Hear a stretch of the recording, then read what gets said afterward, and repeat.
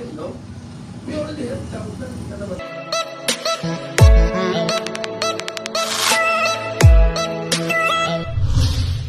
For today's ganap guys, ayan, meron tayong agang client, 9 AM, kaya kailangan nating gumora ng maaga. Bali, nakapag-almusal na kami ni Mateo.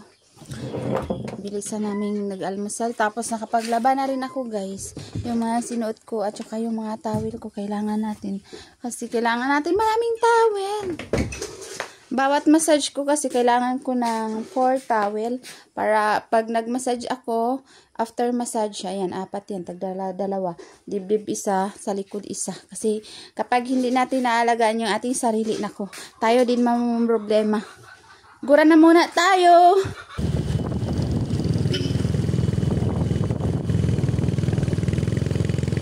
Nandito na pala tayo guys sa Tambo. Ayan, diretso na tayo dito sa tindahan nila Kuya Ramsey at Ate Ben. Ito po yung kanilang tinahan. Ayan, pagdating natin, kumakain na sila. Kaya si Mateo, iwan muna natin kasi papagupit na ako guys. Ayan, babalik tayo dito kay Tersu Salon. At dito po tayo na nakaraan guys pumunta para magpagupit sana. Kaso lang puno ang kanyang salon. Kaya bumalik na lang tayo. Buti na lang ngayon isa lang yung kanyang client. Kaya yan, agad na tayong sinalang guys, tayo na ang sunod. Mas maganda nga, mabilis lang to kasi walang iba. Tapos magmamassage nga tayo kila Kuya Ramsey at saka Ate Beng.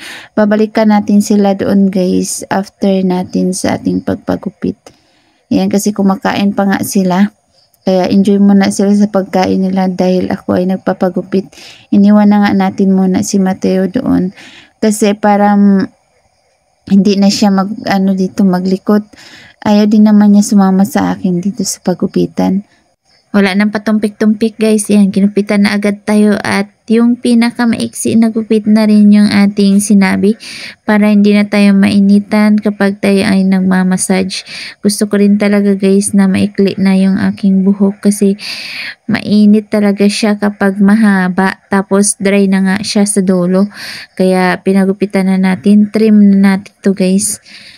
At guys, yung ating gupit is bob cut pa rin pero kasi yung klaseng bob cut niya yung parang iskirel. Parang iskirel. Pero gusto ko nung ganito guys. Wala nang sagapal pero lagyan pa rin natin siya ng pang salo ng ating buhok. Syempre kapag nagmamassage tayo kasi pupunta sa natin sa mukha natin, tapos meron kasing pawis tayo kaya mahirap kapag mahaba yung buhok, tapos yung buhok natin kapag hindi nakaayos. Ayan, kaya pinaputol natin. Ayan na guys ang ating buhok ngayon. Maraming salamat kay Tersu sa paggupit. At dumiretso na pala tayo guys dito sa aking client kay Tibeng and Kuya Ramsey. Ayan, si Mateo kumakain na habang tayo ay nag-uumpisa na rin tayo guys mag-massage ni Kuya Ramsey. Kaya ayan, habang nag-massage tayo kain ng bata kasi medyo mahaba-haba yung oras natin dito guys. Dalawa kasi silang mag-asawa ang magpamassage sa atin kaya yan, kailangan ng baon si Mateo. Ayan, yung kanyang asawa na guys. Yung ating next massage. Yung ating dalawa lang muna. Tapos umuwi na nga tayo agad ng bahay. Dumiretso tayo sa bahay ni Ding Ilin. Kasi nakabili po tayo ng lulutuin na popcorn. At saka bumili tayo ng tinapay at isda. Ayan, dito na natin dinalas ka Ding Ilin kasi bawal po ako magbasa ng kamay. At nagluto din po tayo ng popcorn, paborito ng bayan. Yung tinolang guys, isda ni Ding Ilin. Ayan, ang sarap, mainit. Sarap kumain ng mainit kaya tayo ay lalamon. Kanya na ako pag-uwi ng bahay, doon ako kumakain ng marami. Talaga ako ng marami guys, yung lamon talaga to. Kahit mainit hala, sige, subo lang dahi. Kain lang dahi. Ano, yung healthy kasi yung ating ano guys, dahil yung ating gulay is kangkong. Ayan. Kaya lamon pa dahi. Sige. Kain to the max talaga guys.